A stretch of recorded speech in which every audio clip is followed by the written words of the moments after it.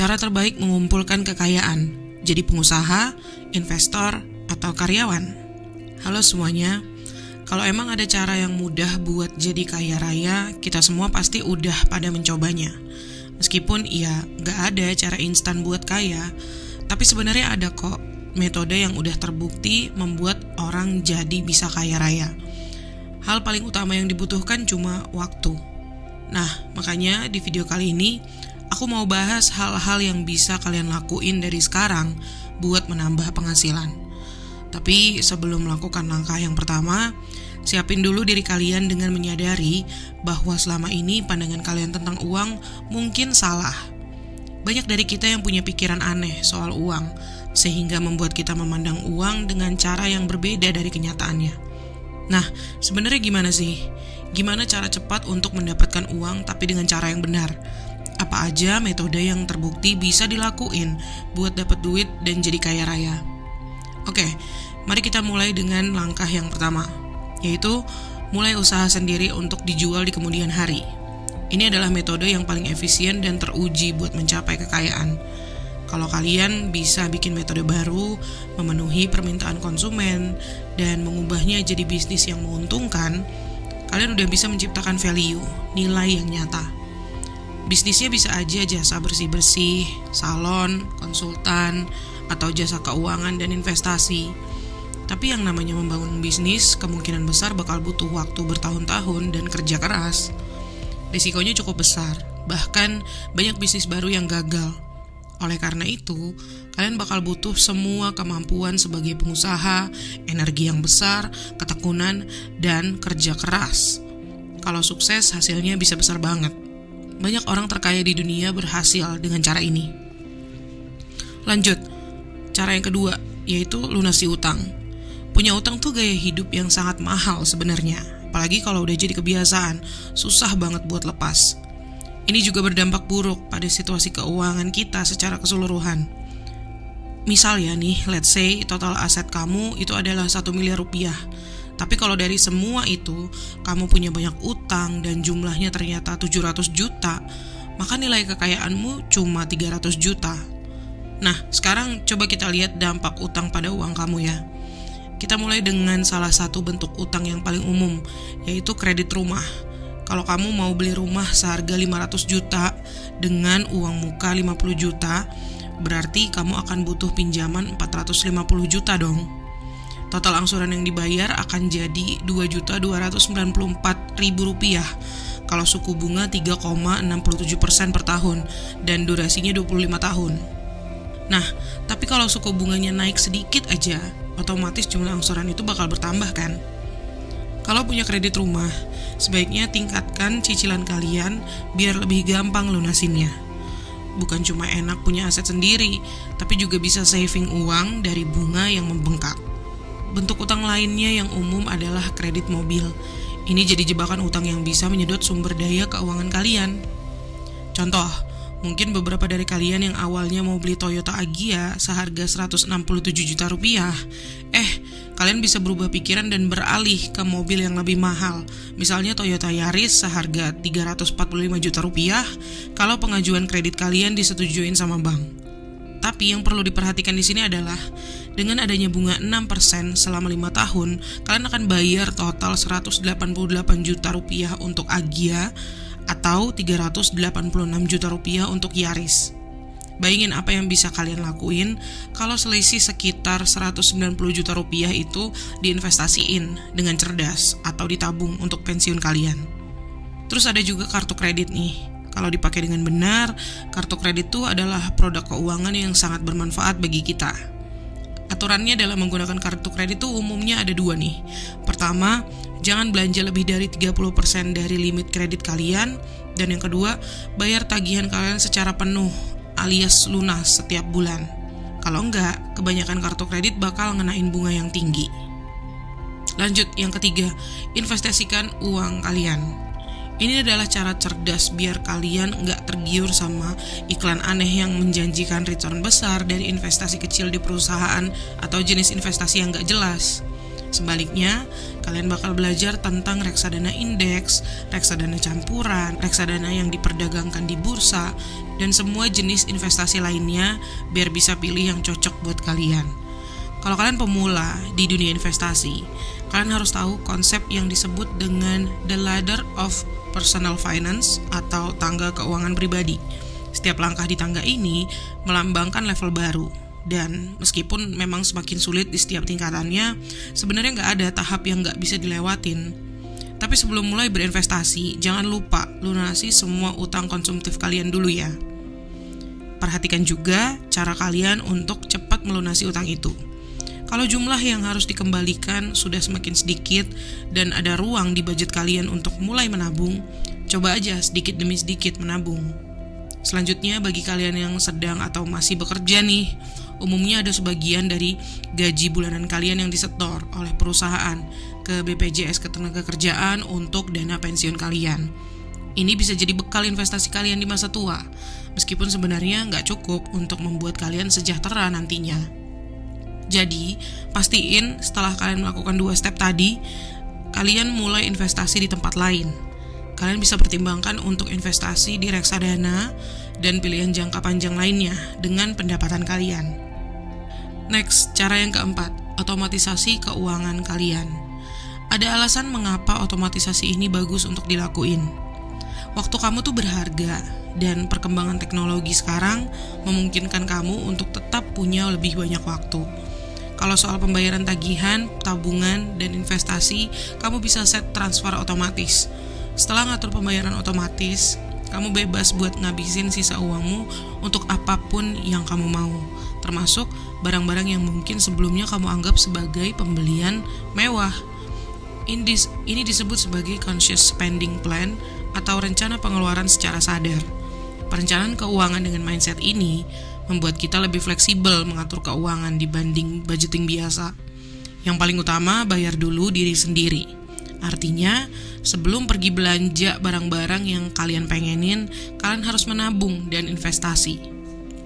Lanjut, cara yang kelima, negosiasikan gaji kalian dengan atasan.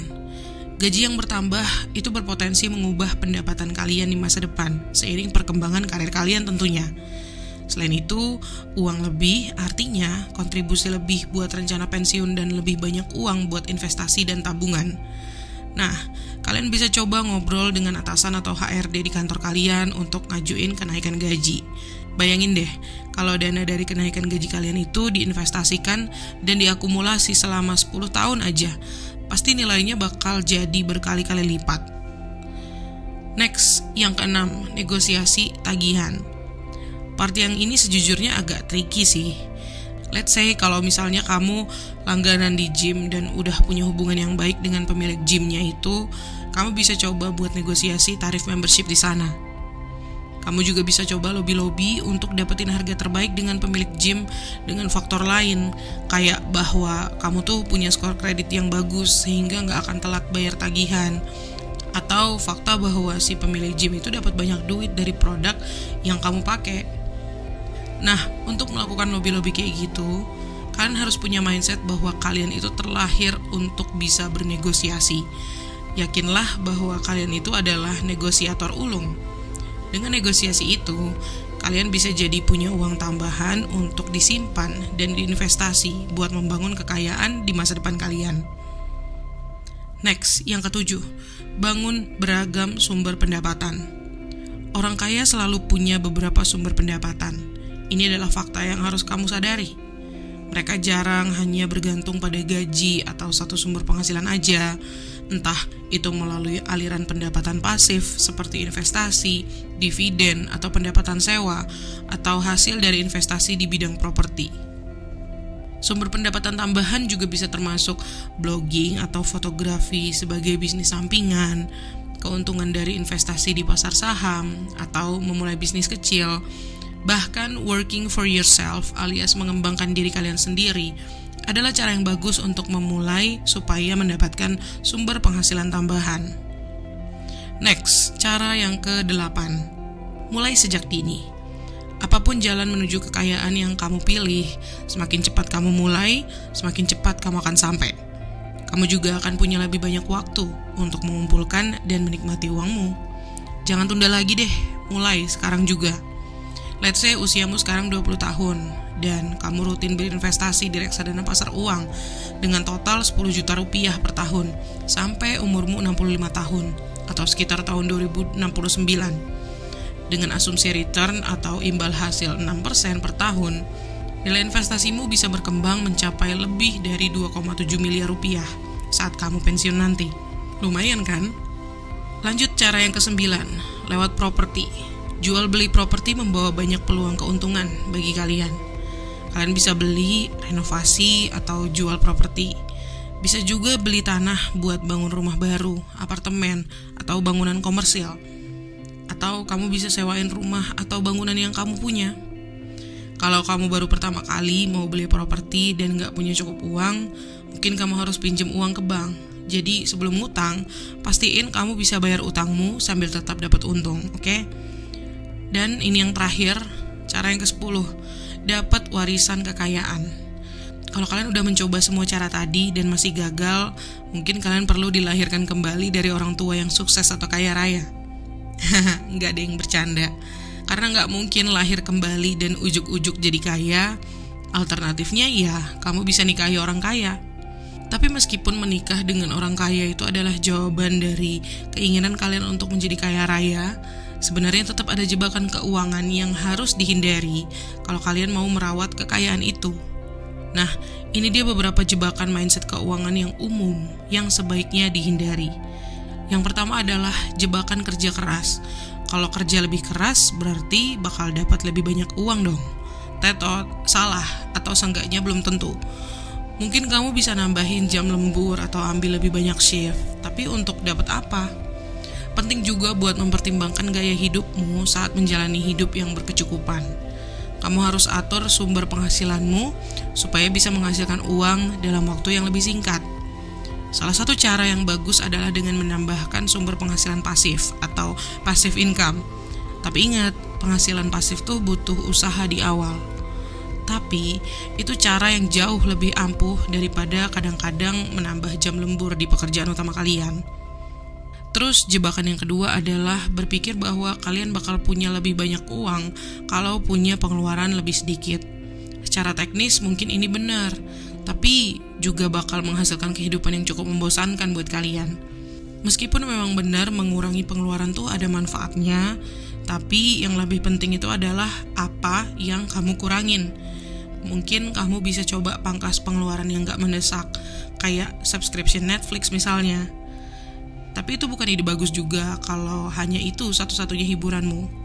Menghemat uang pada hal-hal yang kamu nikmati, kayak kopi Starbucks seharga 60.000, itu gak bakal bikin kamu kaya. Mungkin membuat kamu hemat dalam jangka pendek, tapi gimana dengan kualitas hidup kamu? Bagaimana kalau sebagai gantinya, kamu sedikit lebih sadar akan hal-hal yang gak kamu sukai dan memangkas pengeluaran itu? Contoh, cari tempat tinggal yang lebih kecil dengan biaya lebih rendah, karena di tempat tinggal yang sekarang, kamu menghabiskan terlalu banyak waktu untuk bersih-bersih dan boros listrik. Hemat tuh banyak manfaatnya, termasuk membuat kita menghargai sumber daya kita, tapi itu juga bisa menguras semangat kita. Intinya adalah, daripada mikirin buat hemat 60.000 rupiah, lebih baik mencari cara untuk dapetin pemasukan tambahan yang berkali-kali lipat dari itu, 600.000 misalnya. Nah, jebakan mindset keuangan yang lainnya adalah selalu berpikir bahwa uang kamu itu nggak pernah cukup. Kalau kamu tumbuh di keluarga yang uangnya pas-pasan, kamu mungkin mengaitkan sifat ini juga ke uang. Tapi yang jelas, orang-orang kaya itu paham bahwa uang tuh sebanyak pasir di pantai. Mengadopsi sikap berkelimpahan bisa membantu kamu menyadari bahwa ada cukup uang di dunia ini untuk semua orang, termasuk buat kamu. Terakhir, yang gak kalah penting, menghasilkan uang bukan hak istimewa yang hanya dimiliki segelintir orang.